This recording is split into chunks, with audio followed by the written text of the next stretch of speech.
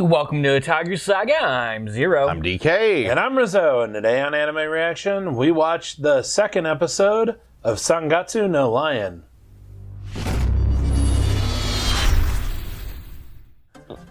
If you want to check out our reaction to the second episode of Sangatsu no Lion, hit that link in the description below. And be sure to give us feedback in the comments section because we love hearing from you. And as always, if you like what you see, subscribe to Otaku Saga. And don't forget to like and share our videos. And thanks for watching.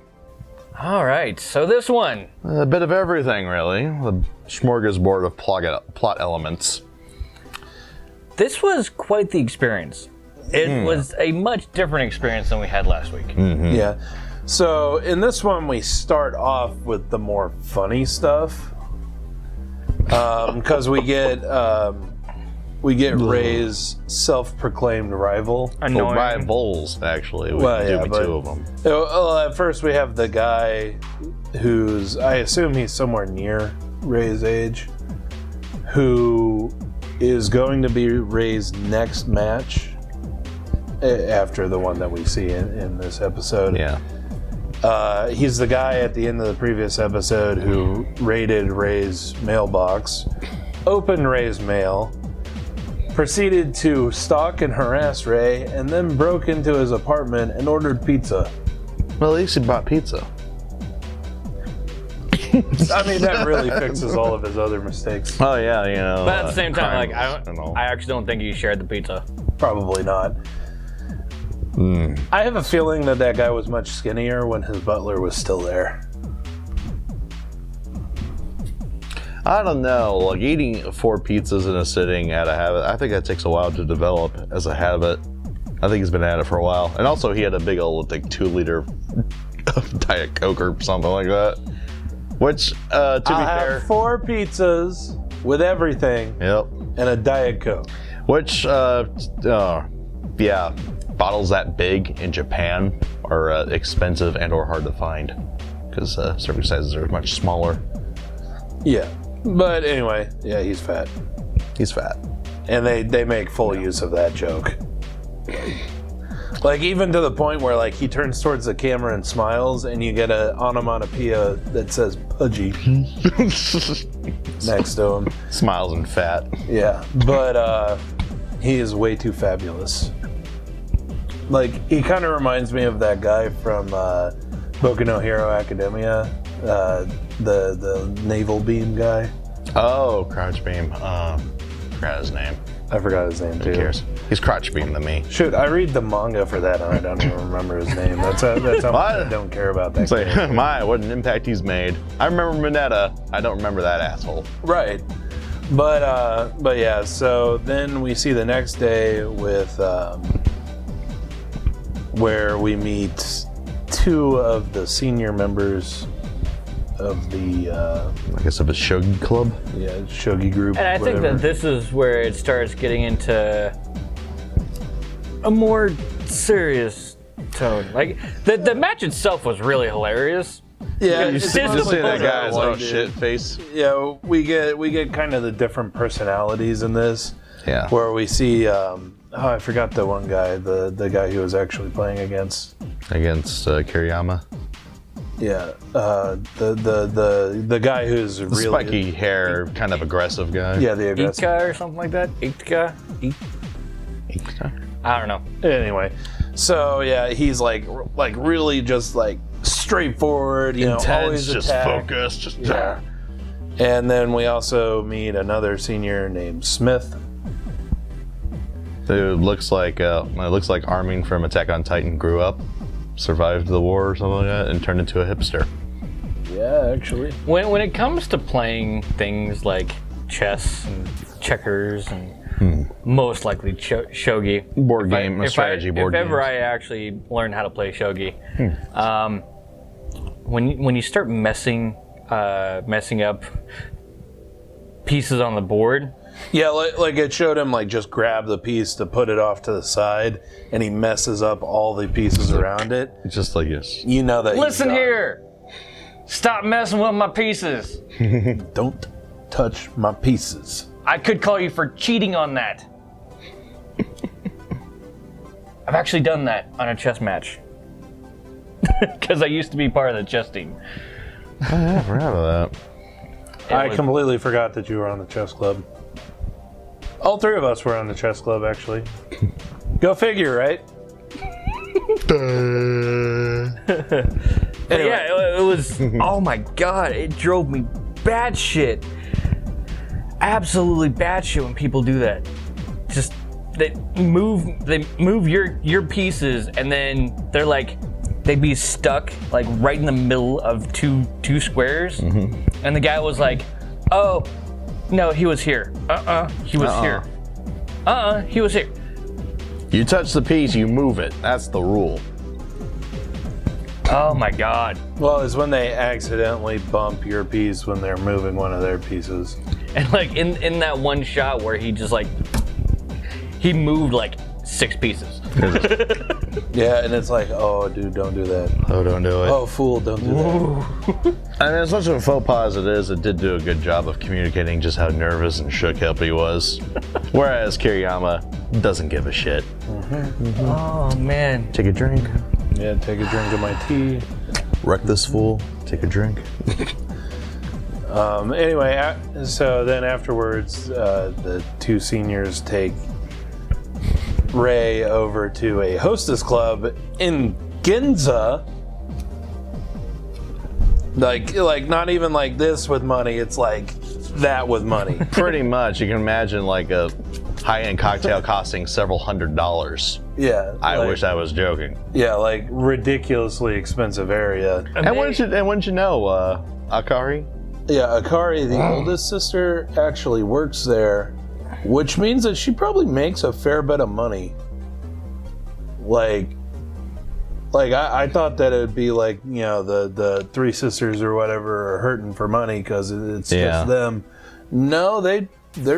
I mean, she's probably pretty wealthy working at a place like that. Well, she has to work like several jobs though, and I mean, it's probably helping maintain her grandpa's business.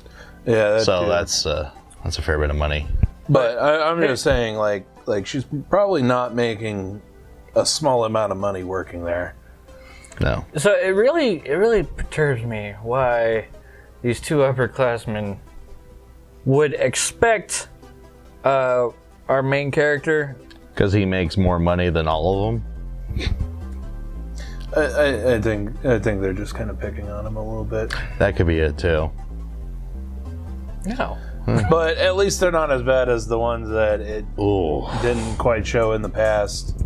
That Akari alludes to. Yeah. We get a brief flashback, but yeah, that's when basically how Akari and Ray met was some other upperclassmen did the same exact thing. Exact thing, except they forced him to drink while they did it, and then left his ass passed out in front of the club with the tab.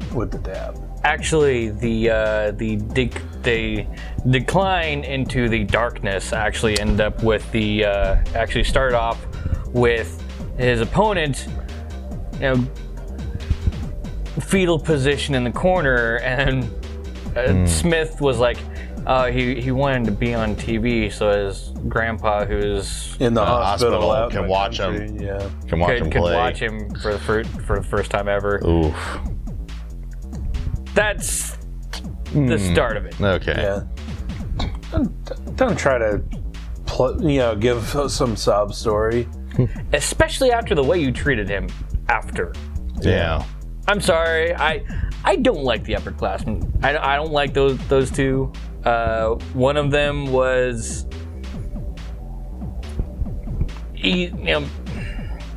easily manipulated our guy here.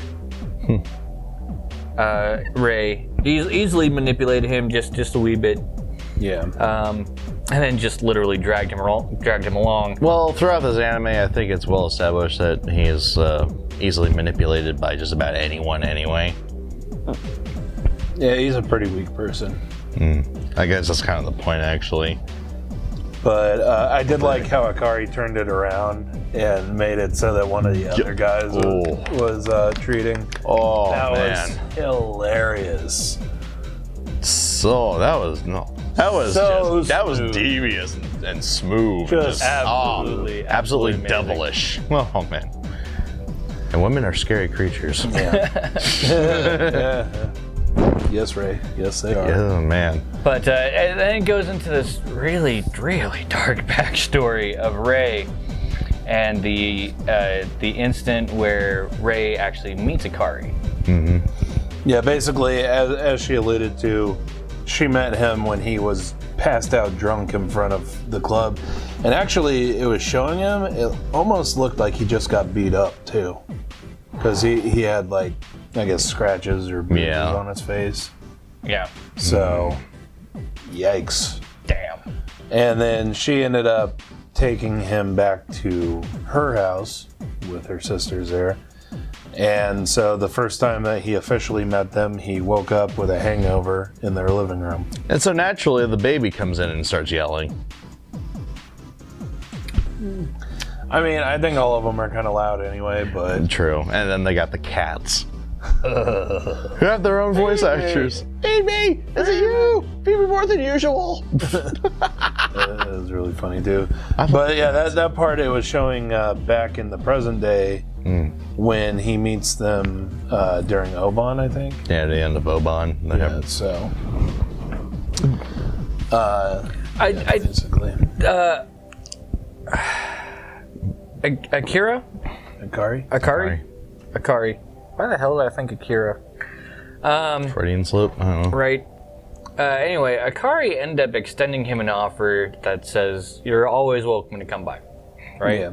Come by for dinner anytime. Yeah. And he doesn't. Which I actually find interesting because that's almost how like we work as friends. Like our tight-knit group of friends, they're always welcome to just come by and have dinner and stuff like that. They're always welcome. Obviously not now, because all of them are in Colorado. We are in California. I extend an invitation for them to come by anytime. In fact, we had one stay here for a while. You saw him on a few reactions. Yeah. But I understand Akari. Yeah. Someday. But today's not that day. Akari, I understand the welcomeness, a very friendly nature that she is. At the same time, though, to an extent, I can also kind of understand, or at least empathize with Ray's ways as well. Well, I mean, that's true. That's true too, because like as Zero mentioned, a lot of our friends are like that. However, I'm more like Ray, where it's like, you know, I've had that invitation extended to me, and I still don't take it. So I kind of understand where he's coming from there. It's like, yeah, they extended that invitation, but it could just be more niceties. Yeah. Rather than, actually meaning it, so I don't want to overstep my bounds. I think the only difference was between the four of us, you guys, and Dayton, who was here on the channel a while ago. There's always been like we've always just been around all the time. But I guess that's just me remembering things differently. I know that she always came to my house all the time. Yeah, but like as far as the whole like dinner thing goes or whatever, I might have come over to hang out, but I also didn't want to be a burden, so I always like ate something before I came over, and then that way you guys could eat dinner and I wasn't mooching off of you or anything like that. I don't know. That's just the way I am. So yeah, or we just all go out for something cheap, or yeah, something like that, or hang out or whatever. But anyway, I think that there's other things that Akari. But there's other things that Akari is not mentioning quite yet. I mean, she's an attractive woman. She's probably dealt with a ton of stuff, especially with the line of work that we've seen her in so far. So There's probably a lot of things that she's been through. So we'll probably get. Well, some yeah, of that. I imagine that it'll probably end up talking about a lot of the issues that each of these characters have had. And it even did touch on that in this episode with Ray. As far as what happened with his family and why he lives alone now. Because it showed... Well, okay, so the grandfather alluded to Ray's parents being dead. Because it's Oban. That's what it's Because about. it's Oban, yeah. You know, festival for ancestors, basically. And then we see a picture of Ray's family where it's, you know, his father, his mother, and then it shows a sister. And then later in the episode, it goes back to it where he's remembering when he was younger, and it shows a crumpled car that had run off the road. So he has a kind of a messed up backstory, and he does allude to that's when he first started getting into shogi. Like, seriously. He says he was in a daze, he needed something to do. Yeah, to be honest, shogi probably helps him think or helps him take his mind off things. And after a while, it just becomes that thing that just drives you. Yeah. It became like as natural to him as breathing. Yep. It's his life, not a whale life, it's his life. Yep. Fortunately for him, he can make money doing it, so. Hand over fist, apparently. Yeah, right. So. Anyway, I think that's about it for this one. Yeah, pretty much. I mean, a little bit of everything. I love the emotion that this is throwing at me. It throws pretty much all at you in this episode in particular. Some emotions I don't like, other emotions I love, but yeah, I mean, just, whew, what an experience. I'm loving this. Shaft is really good at making those anime that are just experiences. But yeah, you can really kind of follow along easily with this one. You can pick up where the story is going quite easily, which is a lot easier in this series than, say, Bakemonogatari. I think that one has to be, you know, that one's more based off of, you know, since it's based off a light novel, that's the way that the light novels are. Light novels are almost hard to read. Like, that's how much of, like, what do you call it? Almost like a stream of consciousness. That they are. But yeah, so this one's really good. But if you want to go ahead and check out our reaction to the first episode of Sangatsu no Lion, go ahead and hit this link. And here's a podcast where we talk about all of the anime that we're watching this season. If you want to take a break from watching us react to anime, check out OS Gaming, our new gaming channel. And if you'd like to help support us, go ahead and hit this link, and it'll take you over to our Patreon. Take us? Yes, it'll take us. He'll take us to... But let us know what you thought of the anime, what you thought of our reaction in the comment section below. Thumbs up if you like it, a thumbs down if you don't. But that's going to do it for this episode of Anime Reaction. As always, I'm DK. I'm Zero. And I'm Rizzo. See you next time.